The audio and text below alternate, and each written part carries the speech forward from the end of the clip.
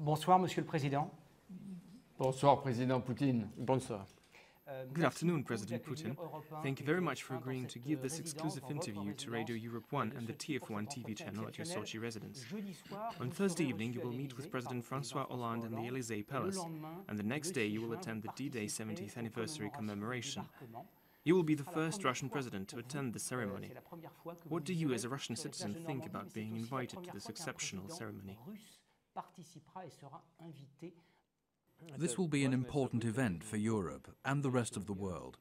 We will pay tribute to those who prevented Nazism from enslaving Europe, and I believe that Russia's attendance is a momentous event.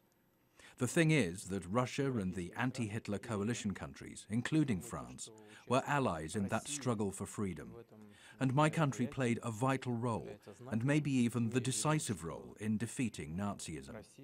But we'll never forget the French resistance fighters and the French soldiers who fought side by side with us on the Soviet-German front, which is also called the Eastern Front. I believe that this should not only remind us about our history, but also help to promote our relations now and in the future. Justement, vous avez, avec la Russie, votre place sur les plages de Normandie. Of course, you and Russia will take your rightful place on the beaches of Normandy. You lived in the Soviet Union until you were 40, you saw it collapse, and now you are actively contributing to Russia's revival. What would you like to see happen now? What are your goals? Is Russia's strategy a path of dialogue or expansion and conquest?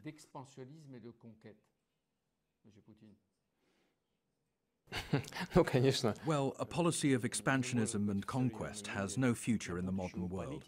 We're confident that Russia can and should be a partner with its traditional allies, in the broad sense, now and also in the future. This is what we want, and this is what we will keep working towards.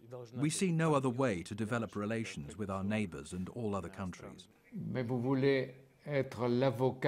Do you want to defend the Russian nation or to become the symbol of Russian nationalism and the Russian Empire? We remember what you said about the Soviet Union's dissolution.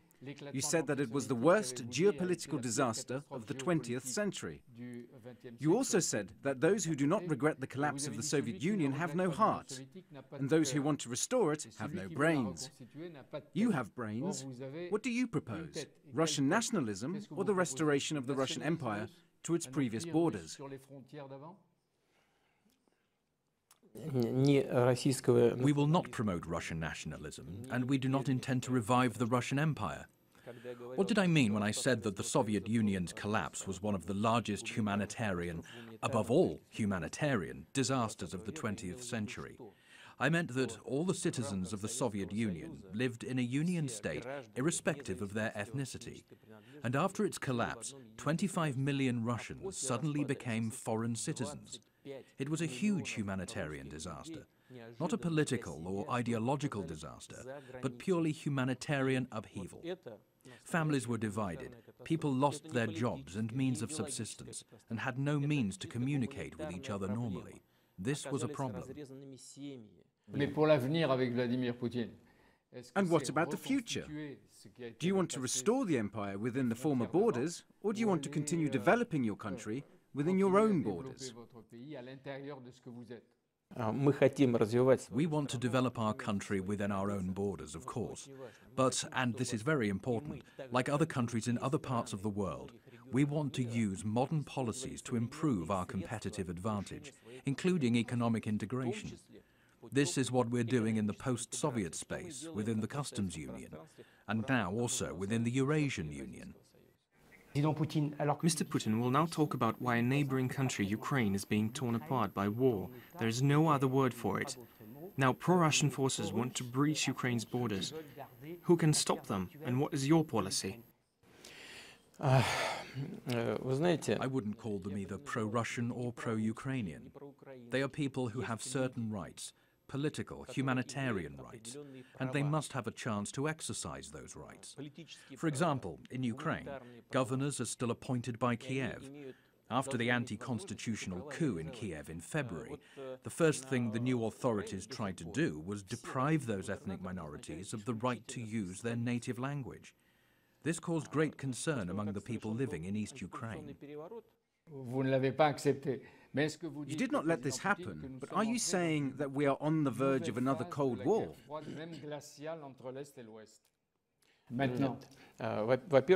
I hope we're not on the verge of any war. Second, I insist that people, wherever they live, have their rights and they must be able to fight for them. That's the point. Is there any risk of a war? Now, as we see tanks on their way from Kiev, many people in France are asking this question. Were you tempted to send troops to eastern Ukraine? This is an interview which implies short questions and short answers. But if you have patience and give me a minute, I will tell you how we see it. Here's our position. What actually happened there? There was a conflict, and that conflict arose because the former Ukrainian president refused to sign an association agreement with the EU. Russia had a certain stance on this issue. We believed it was indeed unreasonable to sign that agreement because it would have a grave impact on the economy, including the Russian economy. We have 390 economic agreements with Ukraine, and Ukraine is a member of the free trade zone within the CIS. And we wouldn't be able to continue this economic relationship with Ukraine as a member of the free trade zone. We discussed this with our European partners. Instead of continuing the debates by legitimate and diplomatic means, our European friends and our friends from the United States supported the anti-constitutional coup. This is what happened. We did not cause this crisis to happen. We were against this course of events, but after the anti-constitutional coup, let's face it, after all... But now we see so much tension in politics. Yet despite this, we will be in Normandy speaking about peace, while Barack Obama keeps urging Europe to arm itself.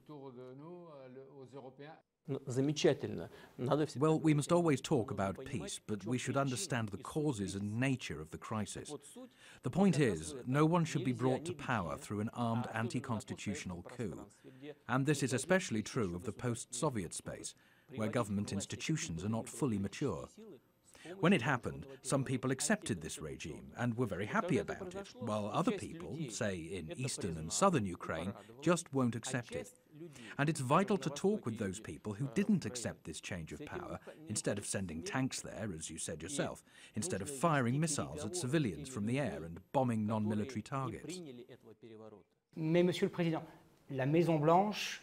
But, Mr. President, the United States and the White House claim they have evidence that Russia intervened in the conflict, sent its troops and supplied weapons.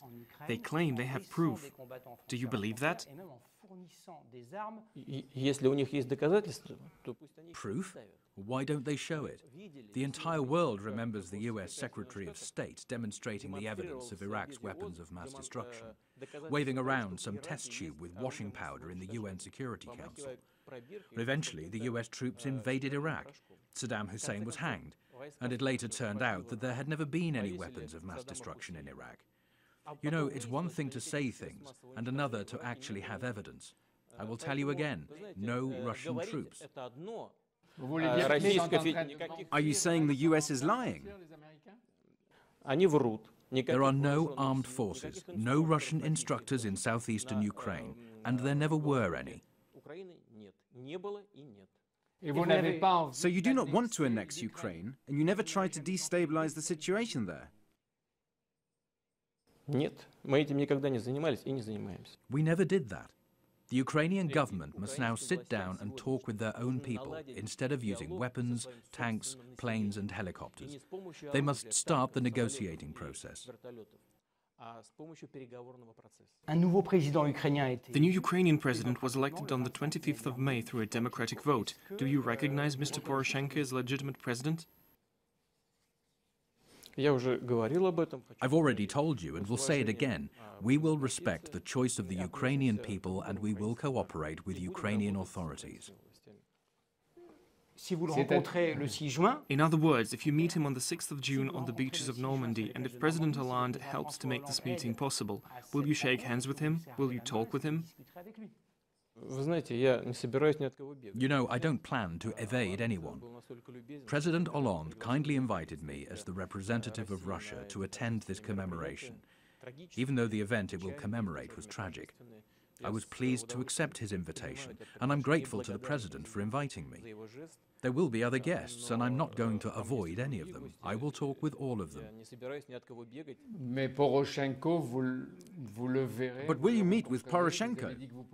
You said you would only work with him on the condition that he would not totally yield to US influence.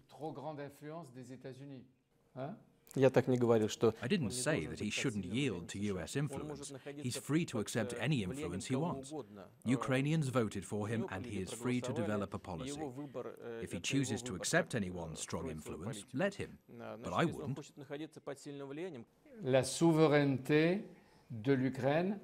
Do you recognize Ukraine's sovereignty and its neutral stance with respect to relations between Russia and the West? Yes, we recognize its sovereignty. Moreover, we'd like Ukraine to act as a sovereign state. Joining any military bloc or other rigid integration alliance amounts to a partial loss of sovereignty. But if a country opts for this and wants to cede part of its sovereignty, it's free to do so. Regarding Ukraine and military blocs, this is what worries us. Because if Ukraine joins, say, NATO, NATO's infrastructure will move directly towards the Russian border, which cannot leave us indifferent. Monsieur le Président, vous avez... Mr. President, Russian troops annexed Crimea recently. Will you ever give it back? It's a delusion that Russian troops annexed Crimea. Russian troops did nothing of the kind. Frankly, But Crimea has been included on the map of Russia, the kind of maps we used in school. It's part of Russia now. What was it, annexation or reunification? Which word should we use? if you'll let me finish, I think you'll see what I mean. Russian troops were in Crimea under the international treaty on the deployment of the Russian military base. It's true that Russian troops helped Crimeans hold a referendum on their A, independence, and B, desire to join the Russian Federation. No one can prevent these people from exercising a right that is stipulated in Article 1 of the UN Charter, the right of nations to self-determination. In other words, you will not return Crimea. Crimea is Russia. Is that it? In accordance with the expression of the will of the people who live there, Crimea is part of the Russian Federation and its constituent entity.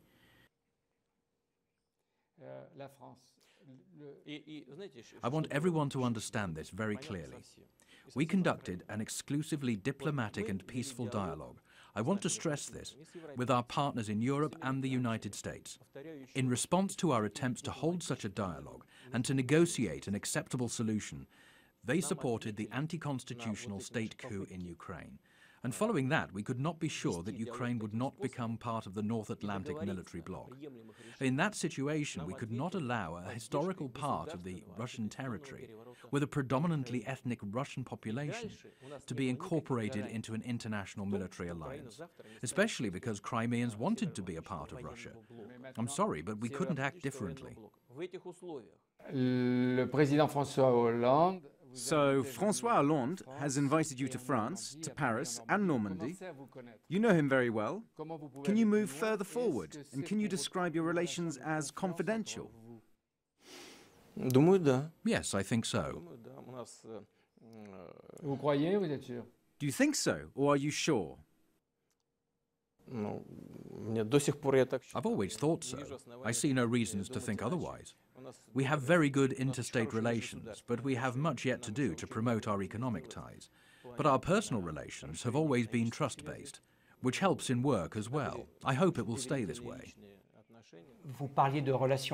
Talking of trust-based relations, both in defense and the economy, you have paid over €1 billion for 2 Mistral-class amphibious assault ships, and Russian naval officials are to visit Saint-Nazaire in a few days.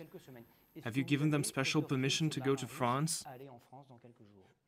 I believe we're living in a civilized world, and we will all continue to fulfill our obligations and contractual commitments. I've heard a lot of talk about these ships going to Russia, and some people believe that Russia shouldn't get them. You know, here in Russia, we had a lot of opposition to this contract. France is entitled to decide against selling the ships, but in that case, we should get our money back. This means that our countries won't have an opportunity to develop ties in the defense sector. But overall, we are ready to expand our cooperation and even place new orders if our French partners are interested. Vous demandez à la France. Despite external pressure, you've asked France to supply these assault ships. And if France does, you may place other orders as well, right?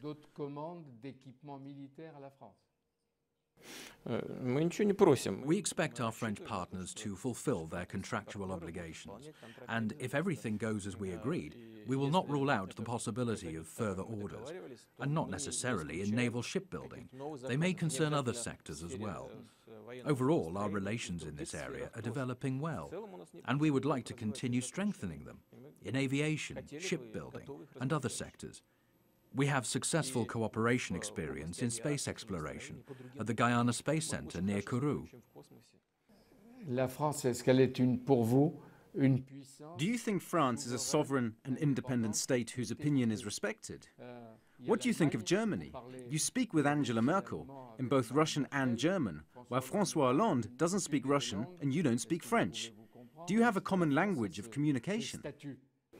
The fact that I don't speak French and Mr. Hollande doesn't speak Russian is not a barrier to us. It does not prevent us from speaking a common language, and we understand each other well via an interpreter. Speaking of the level of sovereignty, I will say it again.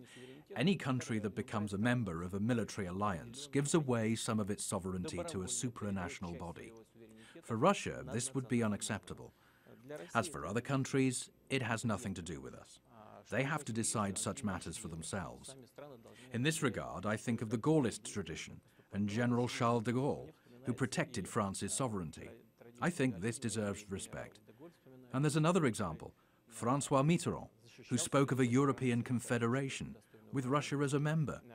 I think this opportunity still exists, and we will have it in the future.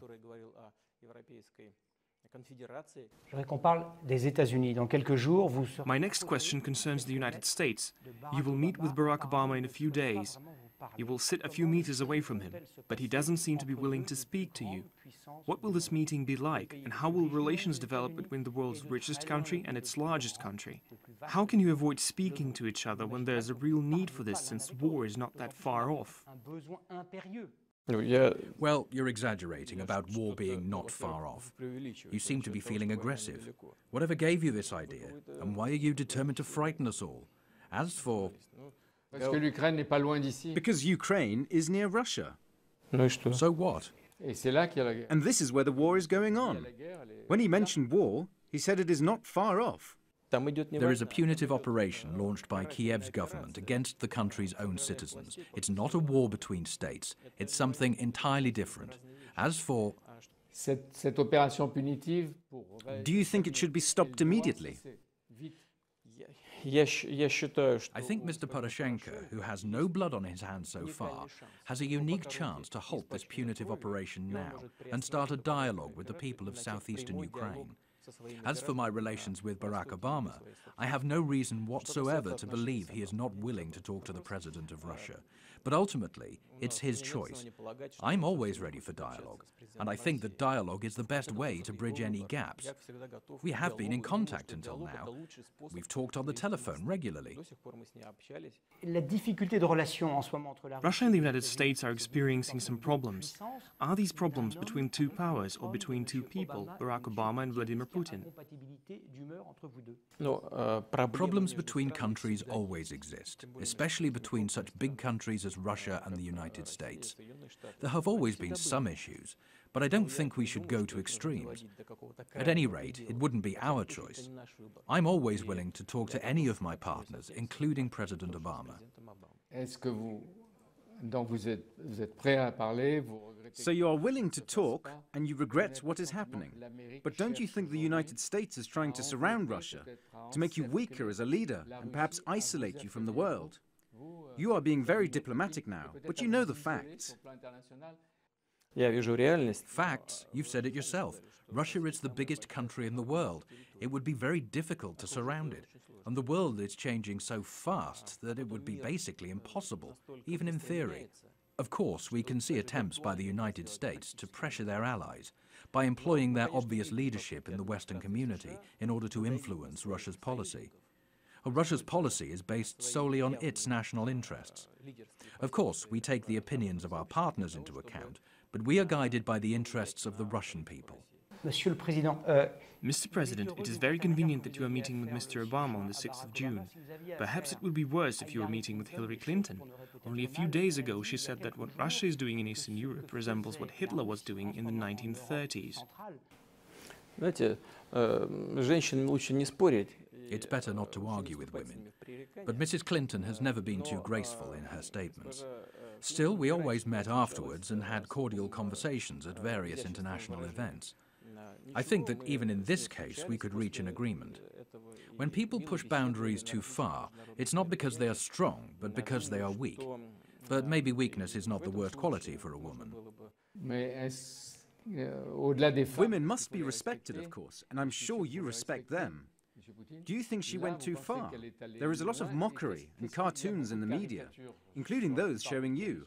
What was your first reaction? Were you angry? Did you want to get back at her or laugh? We have never seen you laugh.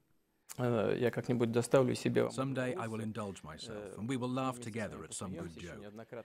But when I hear such extreme statements, to me it only means that they don't have any valid arguments. Speaking of US policy, it's clear that the United States is pursuing the most aggressive and toughest policy to defend their own interests. At least this is how the American leaders see it, and they do it persistently. There are basically no Russian troops abroad, while US troops are everywhere.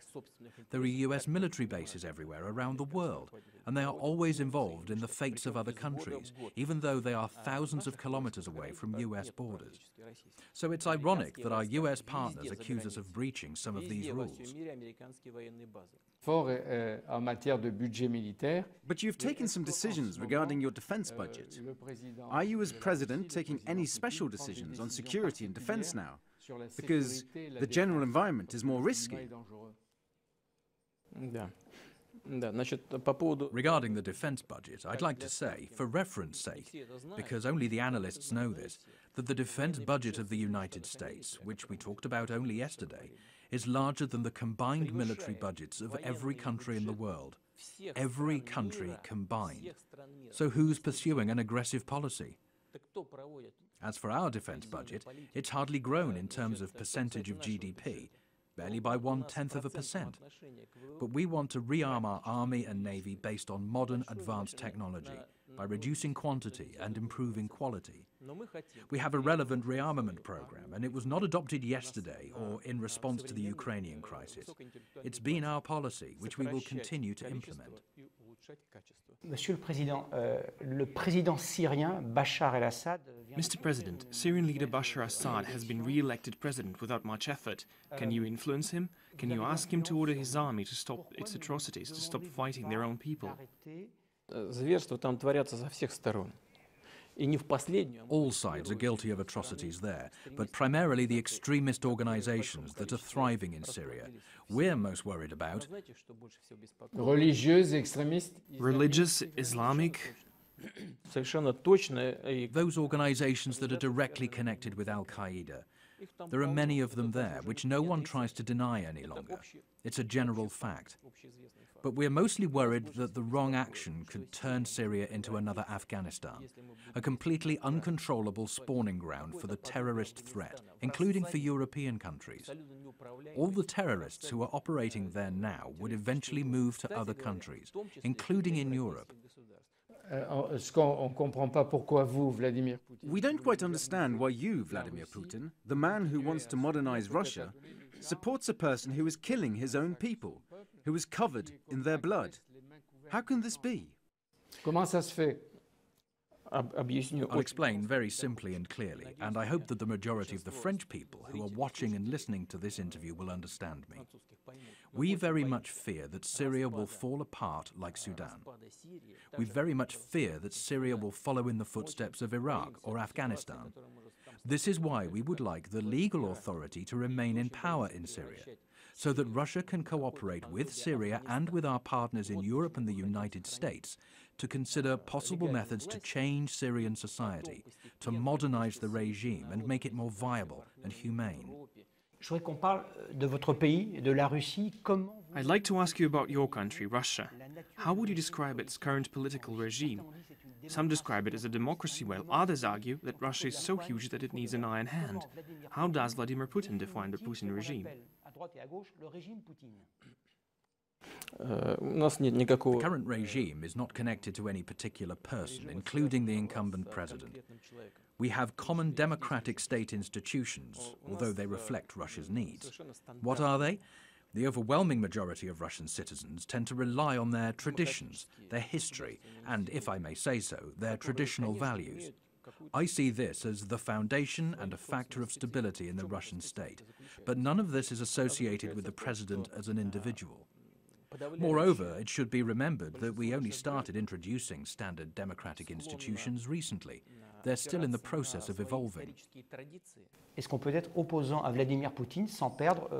Can a person stand in opposition to the authorities in Russia without fear of losing his ties and reputation, without being punished?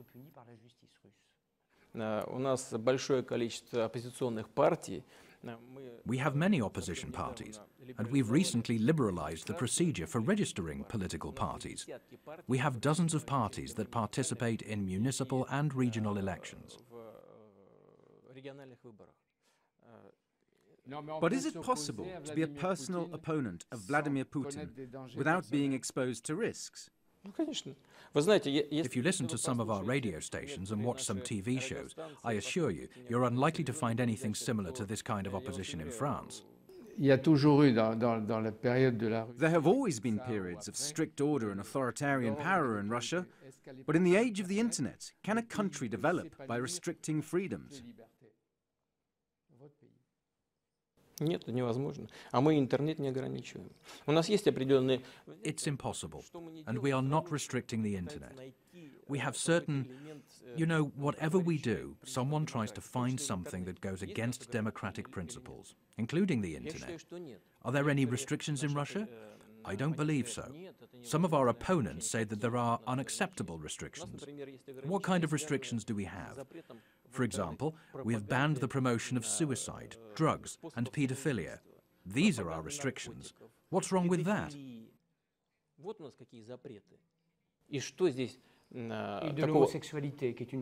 And homosexuality. It is not paedophilia. It's a different story. That's not true. We did not ban homosexuality. We banned the promotion of homosexuality among minors. You see, these are two different things. In the United States, since we talked about it, homosexuality is illegal in some states. We impose no criminal liability whatsoever. We banned only promoting homosexuality among minors. It is our right to protect our children, and we will do that. We would like to talk about the end of your term in 2018. We would like to talk about labor camps. We find such things surprising in the West. For example, Pussy Riot was sentenced to a term in labor camps, and it wasn't just an ordinary prison. Will you close those camps by the end of your term? These are not camps. These are places where the inmate's freedom is limited, but they can live a more or less normal life. These are not prisons where people are not allowed to work. Prisons where people can't even work is the worst punishment you can think of. And I don't think we should put all convicts in such facilities where people are deprived of their freedom. I think it is much worse than what you are describing. Who convinced you that you are carrying out a special mission for Russia?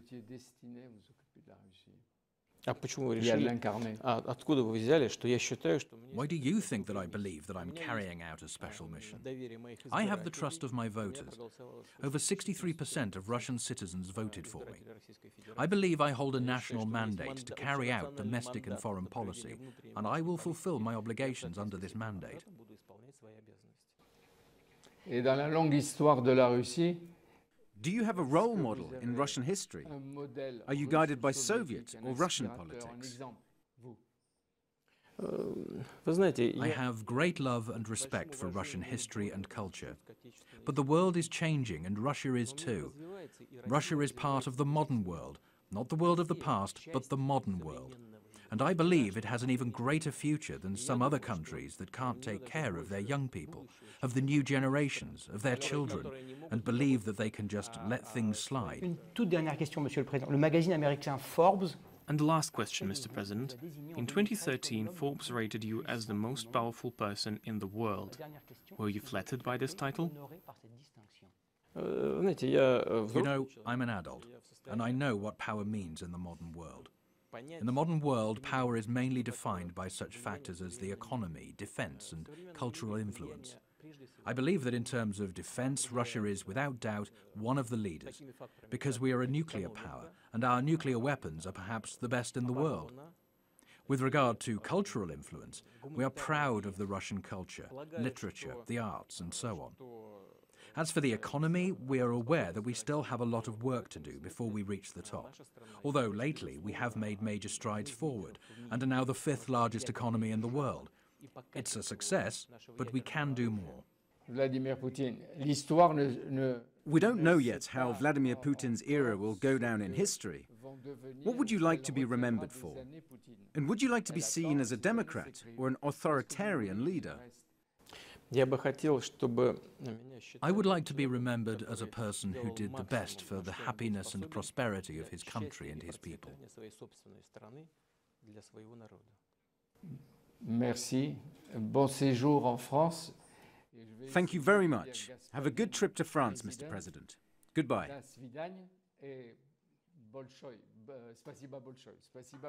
Merci beaucoup. Thank you. Merci.